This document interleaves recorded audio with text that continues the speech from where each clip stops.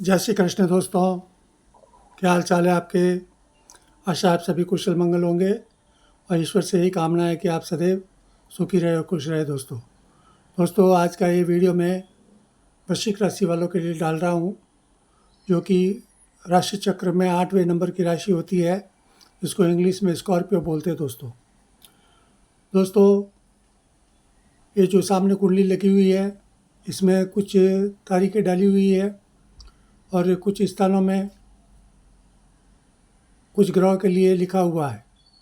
तो वो क्या है उसके बारे में मैं आपको आगे बताऊंगा। उसके पहले मैं आपको कुछ डिस्क्लेमर और स्पष्टीकरण दे देना चाहता हूं। दोस्तों वैसे तो एक ही राशि के करोड़ों लोग होते हैं, लेकिन क्या उन सबका एक ही मतलब कि भाग्यफल निश्चित होता है? तो ऐसा नहीं होता दोस्तों। उसका कारण ये है कि जन्मकालीन कुंडली में जिस समय एक बच्चे का जन्म होता है, उस समय आकाश मंडल में जो ग्रहों की स्थिति होती है, उसी के अनुसार उसका जीवन पर्यंत उसको मतलब कि सुख या दुख उसके जीवन में आते रहते हैं। वही ग्रह उसको हमेशा प्रभावित करते रहते। हाँ, उसमें ये ज़रूर है कि कुछ अंशात्मक रूप से या अक्षांश और देशांतर जो होते हैं पृथ्वी के गोलार्ध में, उनके अनुसार उनकी स्थिति अलग अलग होती रहती है। ये तो रही एक बात। इसके अलावा दोस्तों ये जो सामने जो कुंडली है, ये गोचर दशा के आधार पर, गोचर दशा किसको बोलते हैं, जो कि वर्तमान में रनिंग में, जैसे आज 27 दिसंबर 2024 है, तो आज की तारीख में जो ग्रह आकाश मंडल में जिस राशि में है, उस राशि से कौन सी राशि को क्या उसको प्रभाव होगा, उसके आधार पर यह बनाई जाती है। इसके अलावा ग्रहों की दो प्रकार की स्थितियाँ हमें हमेशा जीवन में प्रभावित करती है। एक होती है गोचर दशा, जो कि मैं अभी आपको बताया कि आज आकाशमंडल में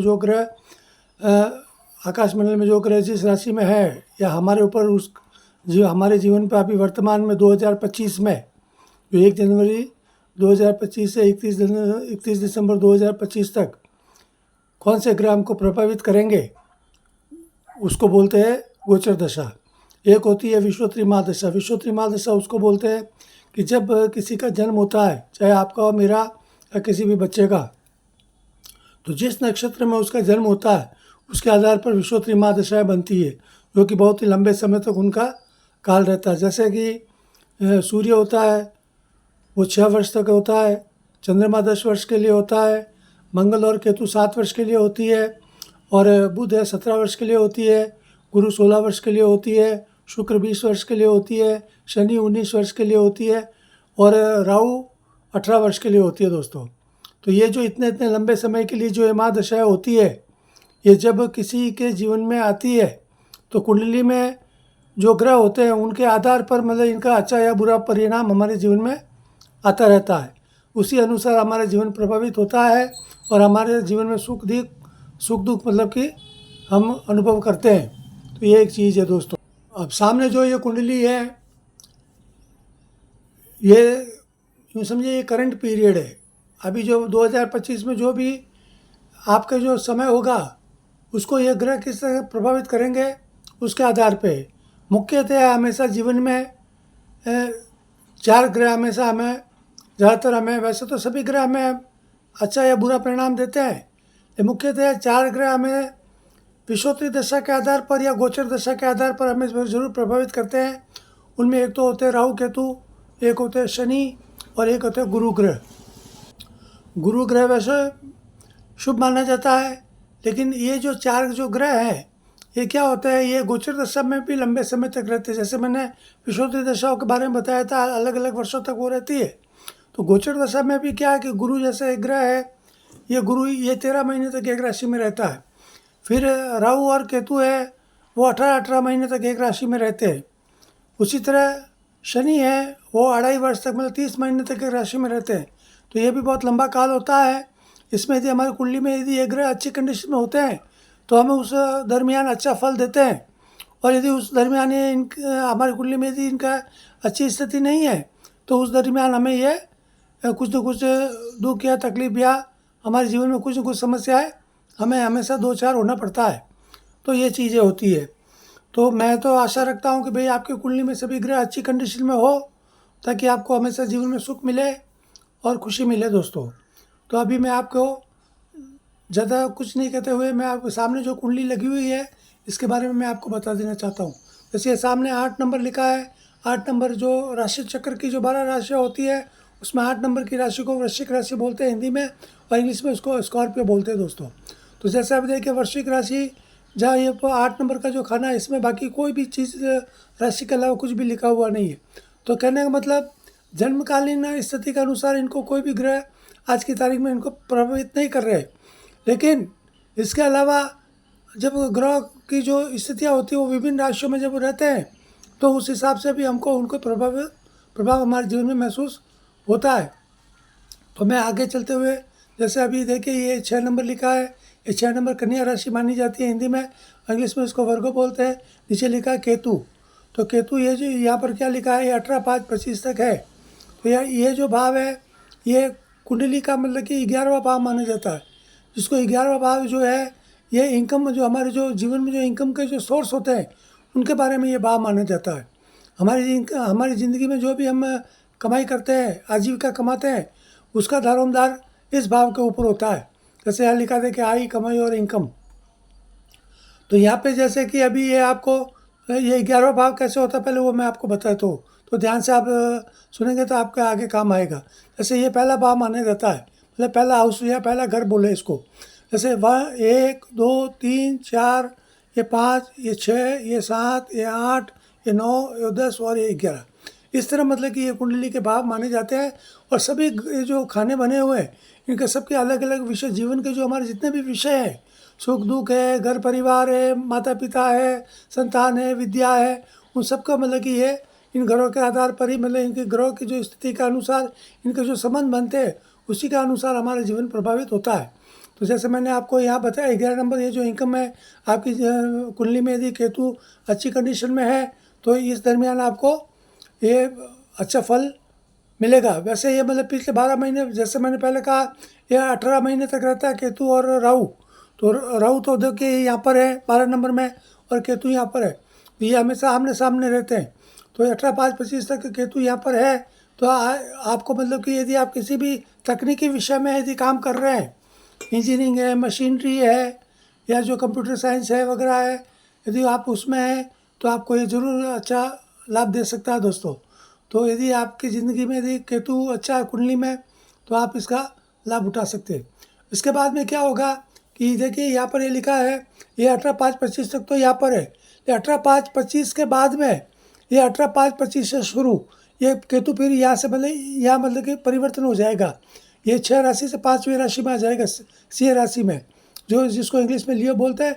देखिए यहाँ लिखा है केतु, ये केतु फिर यहाँ से यहाँ आ जाएगा। तो ये जो भाव है पिता, कर्म और आलस्य का माना जाता है। तो यहाँ पर यदि जब ये शुरू होगा तो ये जो वर्किंग पावर लेके देखिए नीचे लिखा हुआ है, तो आपके जीवन में यदि आपकी कुंडली में यदि केतु अच्छा है निरंतर, तो जैसे 5.5 महीने तो ये बाकी रह गए और 18 महीने यहाँ के 18/5-23 करीब 2 साल तक ये आपको अच्छा लाभ दे सकता है, आप में कर्मठता ला सकता है, आपको अच्छा मतलब कि उत्तरोत्तर यदि आप सर्विस में है तो आपको पदोन्नति भी दे सकता है। लेकिन आपकी कुंडली में यदि अच्छा नहीं है तो इन भावों के अनुसार आपको मतलब कि उसमें नुकसान भी दे सकता है या आपको उसकी अवनति भी हो सकती है। जैसे यहाँ पिता है तो पिता यदि कुंडली में अच्छा है तो पिता के साथ बहुत ही आपके सौहार्दपूर्ण संबंध होंगे, पिता से भी आपको हेल्प मिल सकती है और आपके कर्म भी अच्छे हो सकते हैं और आप में बिल्कुल कर्मठता आएगी। यदि अच्छा नहीं है तो पिता से मतभेद हो सकते हैं, आपके कर्म मतलब आप कंफ्यूज हो सकते हैं, काम काज करने में आप काम चोरी कर सकते हैं, आप में जीवन में आलस्य भी आ सकता है, मतलब आप काम से जी चुरा सकते हैं। तो ऐसे मतलब कि हमें हमारे जीवन में हमें महसूस हो सकता है दोस्तों। इसके बाद में जैसे ये नीचे फिर ये मिथुन राशि जो 3 नंबर लिखा है ये जैमिनी राशि है, मिथुन राशि। यहाँ पे लिखा है गुरु 14/5-25 से शुरू। यहाँ पे जैसे रोग, खर्च, तनाव, मतभेद, ये जुपिटर है, इसको यहाँ गुरु को जुपिटर बोलते हैं इंग्लिश में। तो यहाँ पे ये 8वां भाव है, जैसे 1 2 3 4 5 6 7 और ये 8। तो 8वें भाव में कोई भी गुरु चाहे कितना भी शुभ ग्रह क्यों नहीं है वो हमेशा कमज़ोर पड़ जाता है। और दूसरा क्या है, इसकी जो दृष्टि होती है वो दूसरा जो भाव जहाँ 9 नंबर लिखा है वो उसको धन भाव बोलते हैं। हमारी जो बचत है, हमारी तिजोरी है, उसको वो भाव माना जाता है। तो इसकी सीधी दृष्टि वहाँ पे होती है। तो यहाँ पर जो गुरु है तो ये 14/5-25 तक आपको बहुत ही सतर्क रहकर आपका जो भी बचत वगैरह है उसको बचानी है। अंदर कोई भी खर्च नहीं करना है, ये खास करके ध्यान रखना। और किसी भी तरह के कर्ज लेना या देने में बहुत ही सावधानी आपको बरतनी चाहिए, क्योंकि यहाँ पे जो ये गुरु है ये आपको मतलब कि जीवन में यदि आपके कोई भी अच्छे मतलब कि आपके जो निर्णय हैं वो यदि आप अच्छे नहीं करेंगे तो आपके जीवन में तनाव है, लोगों के साथ मतभेद है, तो ये भी हो सकता है और खर्च भी आपको करवा सकता है। तो ये चीज़ है, आप ध्यान रखें और स्वास्थ्य के बारे में भी आप जागरूक रहें दोस्तों। अब जैसे यहाँ पे ये 14/5-25 से शुरू यहाँ पे हो रहा है, ये अगले 13 महीने तक यहाँ रहने वाला। लेकिन अभी वर्तमान में गुरु यहाँ पे लिखा, देखिए ये 2 नंबर है, टॉरस राशि, वृषभ राशि। ये गुरु जुपिटर 14/5-25 तक है। दाम्पत्य जीवन, भागीदारी, व्यापार, पार्टनरशिप और बिजनेस। तो अभी जो वर्तमान में ये तो 14/5-25 से यहाँ पे शुरू होगा, लेकिन अभी गुरु यहाँ पर है 2 नंबर में वृषभ राशि में, जैसे 14/5-25 तक है। तो ये अभी तो आपको ये लाभ दे रहा है। ये गुरु ग्रह जो है आपको बहुत ही आपके जीवन में आपको अच्छी सफलता दे रहा है। आपका दाम्पत्य जीवन सुखी होगा। यदि आप कहीं पार्टनरशिप में है तो आपको उसका लाभ मिलेगा। आपको व्यापार में भी उन्नति प्रगति मिल सकती है। आप नौकरी में है तो भी आपको पदोन्नति मिल सकती है। और पार्टनरशिप यदि किसी के साथ में है या बिजनेस में है तो आपको ये अभी तो ये गुरु आपको 7वें भाव में होते हुए लाभ दे रहा है। लेकिन ये कब तक है? ये 14/5-25 तक है। 14/5-25 तक आपको ये जो लाभ देगा, ये बाद में 14/5-25 के बाद में ये आपको मतलब कि कुछ विपरीत स्थितियाँ आपके सामने आ सकती है। जो जिस विषय में यहाँ पे आपको लाभ दे रहा, उन्हीं विषयों में आपके ये तनाव है, मतभेद है, रोग है या खर्च के भाव में ये आपको तकलीफ दे सकता है। तो थोड़ा आप सावधानी से करें। किसी को भी पैसा उधार देना है तो उससे बचें, या कर्ज लेना है तो उससे भी थोड़ा बचने की कोशिश करें। बिना सोच समझ कर कोई काम नहीं करें दोस्तों। फिर इसके आगे जैसा भी ये आगे चलते हैं तो ये 12 नंबर लिखा हुआ, 12 नंबर मतलब राशि चक्र की अंतिम राशि मीन राशि, इसको पेसेस बोलते हैं। अब यहाँ पे जैसे लिखा है, देखिए राहु 18/5-25 तक है। तो यहाँ पे जो 12वें नंबर में ये जो 18/5-25 तक है, ये आपकी राशि से ये 5वां भाव माना जाता है। और ये 5वां भाव शिक्षा, संतान, पद और नौकरी। लेकिन यहाँ पे देखिए इस खाने में 2 ग्रह हैं। एक ग्रह तो राहु है जो 18/5-25 तक है, और दूसरा यहाँ पे शनि ग्रह है जो कि 29/3-25 से शुरू होगा। मतलब जब ये राहु की जो दशा यहाँ से जब पूरी हो जाएगी 18/5-25 को, उसके पहले 29/3-25 से शनि की जो ये स्थिति है वो यहाँ पे आ जाएगा इसी भाव में। तो ये शिक्षा, संतान, पद और नौकरी में आपको यदि कुंडली में आपकी अच्छी कंडीशन में है तो आपको शिक्षा में आपको उत्तरोत्तर आप अच्छी भले प्रतिष्ठा दिला सकता है। आपको जो आप यदि विद्यार्थी वगैरह हैं तो आपको उसमें अच्छी सफलता, विशेष करके जो शनि है ये लोह तत्व का कारक माना जाता है। लोह तत्व यानी मशीनरी है, कंप्यूटर है, इंजीनियरिंग वगैरह है। तो ऐसी स्थिति में आपको ये शुभ स्थिति में आपको अच्छा लाभ दे सकता है। संतान भी आपकी होनहार हो सकती है, पद में पदोन्नति हो सकती है, नौकरी में भी आपकी उन्नति हो सकती है। लेकिन यदि आपके विपरीत है दोनों, राहु और केतु यदि अच्छी कंडीशन में नहीं है तो इन्हीं चीज़ों में वापस आपको वो उसके विपरीत परिणाम भी आपको देखने पड़ सकते हैं। इसलिए बहुत ही सोच समझकर और सावधानी और सजगता से अपने कार्य करें। किसी भी जो भी आप कर रहे हैं, चाहे विद्यार्थी हो, व्यापार में हो या सामाजिक क्षेत्र में हो, कहीं भी आप हो, तो ये इस चीज़ का आप विशेष करके ध्यान रखेंगे तो ठीक रहेगा। फिर इसके अलावा फिर आगे चलते हैं तो जैसे 11 नंबर लिखा एक्वेरियस, ये कुंभ राशि है।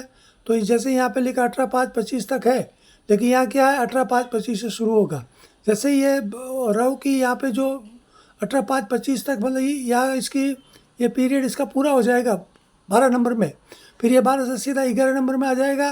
जैसे लिखा 18/5-25 से शुरू, यह 18/5-25 तक है, यह 18/5-25 से शुरू हो जाएगा, यहाँ से यहाँ परिवर्तन हो जाएगा।